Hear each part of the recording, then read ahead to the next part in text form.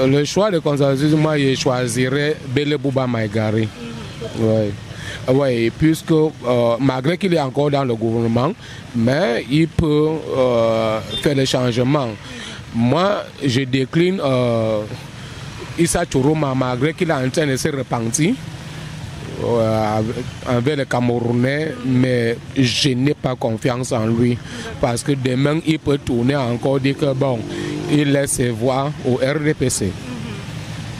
Vous comprenez? Et mais si l'opposition ne se réunit pas, il n'y a rien à faire. C'est que RDPC va toujours gagner. Et ça va nous aussi plonger dans la mer. Oui, c'est ça. Bon, mon candidat, c'est Bello Bouba Maïgari. Est-ce que vous ne pensez pas que le fait que ses partisans soient encore au sein du gouvernement ne représente pas justement un plus grand risque que lui, il retourne ses voix au parti en place? Quelqu'un a dit que mieux le diable prend le Cameroun d'abord, avant qu'on voit le reste. Oui. Donc essayons d'abord le diable. Oui. Avant peut-être de critiquer ce qu'on doit critiquer, quoi. Mais il faut d'abord le changement, que qu'en soit la personne qui prend. Oui. Il faut le changement d'abord. Oui. Mais je dis toujours aussi à mes confrères camerounais que la personne qui va prendre la présidence, il ne va pas changer le Cameroun. Mais il doit travailler pour changer les trucs, on appelle ça quoi, les institutions. Oui, quelqu'un d'autre viendra maintenant là pour mettre le Cameroun maintenant à l'aise. Bienvenue sur Women TV Talk Show, la télévision de la femme, la télévision des Camerounais. Aujourd'hui, on est à quelques jours seulement de la prochaine élection présidentielle qui se tiendra le 12 octobre prochain. Et à ce stade, les Camerounais en sont encore à se demander qui finalement ils voteront. Quel est ce candidat qui sera le choix du consensus? Même si on nous a présenté un candidat qui est présenté comme le choix du consensus, on ne sait pas encore si tous les Camerounais sont en faveur de cela. Et c'est la raison pour laquelle on s'est fixé pour mission aujourd'hui de se rendre dans les différentes rues de Douala afin de recueillir les avis des uns et des autres. Et c'est justement ce qu'on fera, comme d'habitude. Donc à vous la parole. Pour le moment, c'est Issa Chourouma Bakari pour moi. Quelle raison? La raison, c'est qu'il a démissionné. Et il veut un mandat de 3 ans pour remettre tout à plat et qu'on reprenne tout à zéro. Je pense que c'est ça qui me motive. Non, on peut me mettre un diable et changer après. Non, pour moi, même s'il a été dans le gouvernement, ce n'est pas un problème. Même Maurice Kamto était dans le gouvernement. Il a adulé par tous pour le moment. Pour moi, je ne le connais pas assez, mais pour moi, c'est ça. C'est ce projet qui me motive. Présentement, le plus favori parmi tous les candidats, je vois, c'est Issa Chourouma Bakari. Il a beaucoup d'ambitions, il a travaillé beaucoup dans toutes les grandes entreprises, il était le directeur, il était ministre, il a connu aussi des souffrances, il connaît véritablement la situation des Camerounais qui souffrent sur le terrain présentement au Cameroun. Tout de go, vous allez me permettre de vous dire que le candidat Biya n'est pas le mieux indiqué pour être président de la République. Vous avez quand même circonscrit le champ de l'analyse en me parlant des candidats d'opposition. L'opposition a été frauduleusement facturée de son membre le plus fort. Je pense notamment au professeur Kamto qui avait fédéré autour de lui les faveurs de la population camerounaise. Et son capital était si énorme qu'une fois qu'on l'a cassé, il n'y avait plus personne. Donc si nous parlons de M. Chiroma ou bien de M. Bello aujourd'hui, c'est un pis-aller. C'est parce qu'à défaut de mieux, on parle de mais ce ne sont pas des opposants. Les autres sont un capital fluctuant, pas de leur faute, il faut le dire, mais de la faute du système qui est très verrouillé, qui ne pardonne pas, qui ne donne pas l'occasion à chaque personne de montrer ses valeurs, de pouvoir agir et capter l'attention des populations et le capital de confiance. Mais à défaut de désigner un candidat, je ne peux dire que le meilleur gagne, même comme je ne crois pas en ces élections. Je sais que c'est une farce, ces élections factices. Le président de la République a choisi de faire de ce fauteuil une question de vie et d'être. Bon, nous on le lui laisse, pour moi, mais pour les autres qu'ils aillent aux élections. Monsieur Kamto s'est efforcé pour gagner la confiance des hommes. Il n'est pas le directeur de conscience des Camerounais. Il ne peut pas me dire d'aller faire telle chose. Et même si aujourd'hui il nous orientait, ce serait en fonction de son programme, de sa personnalité. S'il me demande de voter une personne qui ne répond pas à mon feeling, à ma vision, je ne pense pas que ça va avoir des effets. Ça, c'est du premier abord. Du deuxième abord, les Camerounais ne croient pas en ces élections où on se lève un jour, on dit que le compte du MINA a été piraté, on ne connaît pas la suite. Donc, le président du Conseil constitutionnel, un point même très important que je vais souligner ici, c'est que les Camerounais payent leurs redevances aux audiovisuels pour la CHTV. Et CHTV ne montre même pas un événement qui passe après 7 ans, c'est-à-dire le contentieux préélectoral. C'est quand même des choses qu'on doit souligner pour dire que aller même aux élections, c'est cautionner une farce. Vraiment, moi, j'ai fait ma carte parce que ça fait partie du jeu. Demain, je vais voter les législatives et autres. Mais le président de la République et son système mentent les Camerounais en parlant de démocratie. Ce n'est pas une démocratie, c'est une farce.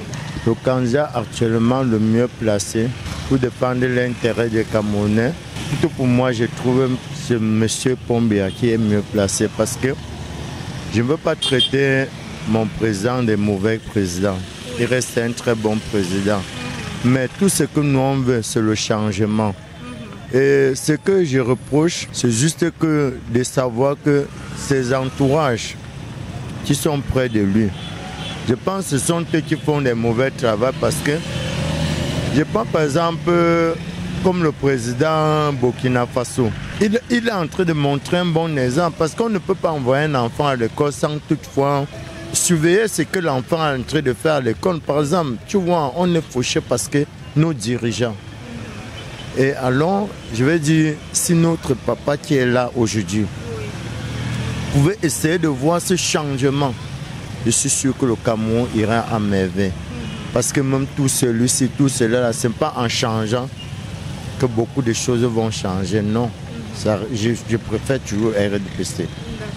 Avec le RDPC, il peut y avoir ce changement que vous souhaitez voir au Cameroun? Oui, pourquoi pas? Qui est celui qui ne peut pas en changer? Si peut-être on dit tel n'est pas bien, celui n'est pas bien, ça peut lui faire réfléchir, ça peut lui faire changer. Pour moi, c'est le jeune Cabral Lebeye. Pourquoi? Parce que là, dans ses allocutions, il ne se contredit pas. Tout ce qu'il dit, il est sûr de ce qu'il dit. Oui. Vous voyez un peu. Oui. Parce que sur le plan politique, et les autres jouent le jeu du parti au pouvoir. Actuellement, sur le terrain, quand on le voit, quand on sent, quand on voit ce qu'il fait, on voit comment il se comporte vis-à-vis du pouvoir, quand il est à l'Assemblée, comment il défend les projets, comment il défend la loi. Moi, particulièrement, je me dis qu'il est le candidat que les Camerounais doivent voter. Une fois, on a vu Cabral empêcher un ministre de prendre la parole à l'Assemblée. Il dit que la loi ne le permet pas. Alors que tous les autres députés étaient là, ils ont peur de pouvoir en place. Mais lui, moi je pense qu'il ne joue pas le jeu du RDPC. Moi j'ai peur de Bakary et de Bello. Ils sont très dangereux. On nous a dit qu'ils ont démissionné. Oui. Moi je n'ai jamais vu leur démission, la lettre de démission. Pour la première chose.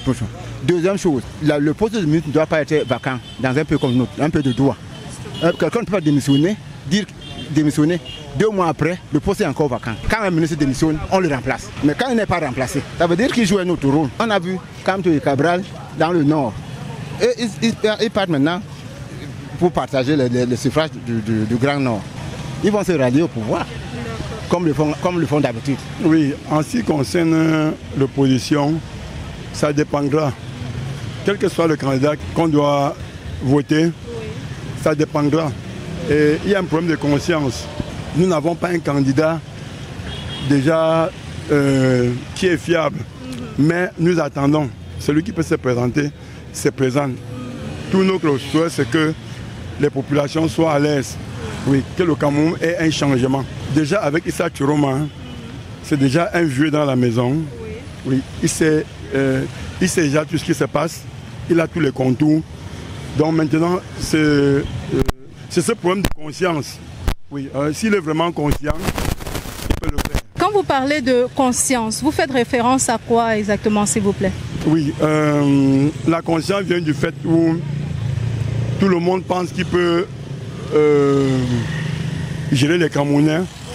Mais dès lors que vous prenez peut-être le pouvoir, ce n'est plus la même chose. C'est de ça que nous avons peur. Nous voulons vraiment quelqu'un de conscient, en un mot. Cabra Libi, Vélo Bouba, Issa Chiroma et même ceux qui n'ont pas tourné la page Maurice Kamto, on ne sait pas exactement quel est ce choix des Camerounais. Ils sont encore tellement divisés, on se demande si il y aura finalement une candidature unique. Vous en commentaire, qu'est-ce que vous en pensez? N'hésitez pas à nous dire quels sont vos avis, likez, partagez, abonnez-vous et activez la cloche de notification. À très bientôt et je ne partirai pas sans manquer de vous rappeler que si vous êtes en visite à Douala, rendez-vous du côté des résidences Bosla et vous aurez l'occasion de séjourner dans un cadre magnifique à un prix très très bas. Découvrez le summum du confort et de la durabilité avec les appartements meublés Boss Life. Nos logements sont équipés de tout ce dont vous avez besoin pour un séjour inoubliable, y compris une connexion Wi-Fi rapide et fiable. Nos appartements sont alimentés par des plaques soleil. Pour une empreinte écologique, nous proposons également un service de location de voitures sur place. Réservez dès maintenant votre séjour chez Boss Life et profitez du confort que nous offrons dans nos appartements meublés de luxe. Nous sommes situés à Douala Terminus, derrière Barcelone Hotel. Contact 682 82 48 33. Boss Life et Partner. Live like et boss.